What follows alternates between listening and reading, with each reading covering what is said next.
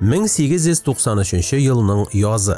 Ырымбур мөселман диния нәзарәтенең 5-нче мөфтие Мөхәммәдъяр Солтанов хаҗга китә. Изге Мәккәгә бару юлында аңа Габделхамид Солтаннан Истанбулга чакыру килеп ирешә. Россия империясының хакимияте Истанбулга баруга һәр яклап ярдәм күрсәтә. Россиянең консуллык оешмаларына мөфтине кирәкле дәрәҗәдә сакларга һәм булышырга дигән әмер бирелә. 1893 елның 19 мартындагы очрашуда Солтан бик кадерле яткарны Мөхәммәд саллаллаһу алейхи ва саллям пәйгамбәрнең шәч бөртеген Мөхәммәдъяр Солтановка бүләк итә. Мөхәммәдъяр Солтанов, мин сезгә бирергә теләгән әйбер бүләк түгел. Бу әманәт. Исмаил Хакы бәй. Бисмиллаһир-рахманир-рахим. Я Аллаһның Расулы, сиңа Аллаһның сәламе ва рахмәте булсын. Аллаһның илчесе, сиңа Аллаһның сәламе ва рахмәте булсын. Беренчеләрнең әфәндесе, сиңа Аллаһның сәламе ва рахмәте булсын.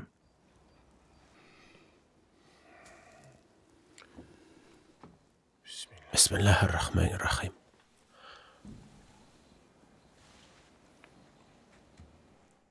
Аллаһның хәбибе, галәмнәрнең султаны, пәйгамбәрләрнең иң хөрмәтлесе, сайланганнар арасыннан сайланганы.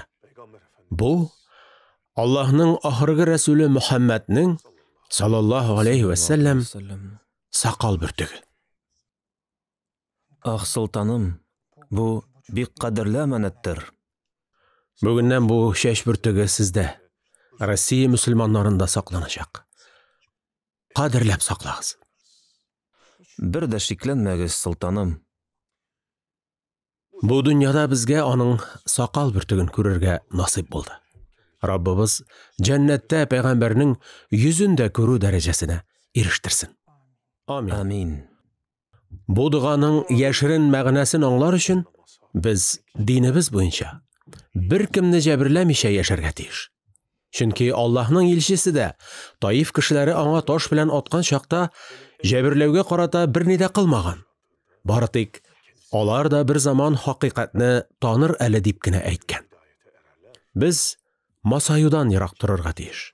Чөнки Аллаһ илчесе безне йөрәкләрендә масаю булганнар җәннәткә кермәсләр дип кисәткән. Коръән һәм сөннәткә тулаем ышанмыйча безнең иман хак булмас. Җәннәткә эләгер өчен һәм безгә бирелгәнне саклап калыр өчен һич шиксез иманың булырга тиеш. Иң элек иман, аннан соң гамәлләр.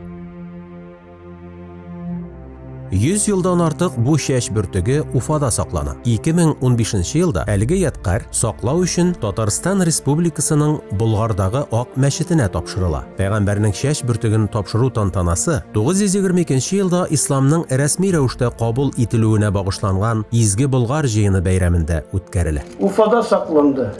Анарга кадәр Истанбулда 1905 елда Müfti Mөхәммәдъяр Солтан хәзрәтләре кайткан вакытта ул замандагы бөтен җир йөзендәге иман әһленең хәлифәсе Солтан Габделхамид хәзрәтләре илебездә Русиядә яшәгән мөселманнарның иманда, исламда ныклыклары Аллаһның динен саклауларына исе китеп, шушы сакал шәрифне тапшырган иде. Хәбибе саллаллаһу алейхи ва саллямның гәүдәсенең бу бер өлеше бәрәкәтендә дә Пәйгамбәрбез саллаллаһу алейхи ва саллям хөрмәтендә бәла казалардан сакла илебезнең гөл чәчәк атуын насип әйләсен. Бүгенге көндә теләге булган һәр кеше Татарстан Республикасындагы Болгар шәһәренә барып, Ак мәчеттә әлеге изге яткарны күреп кайта ала.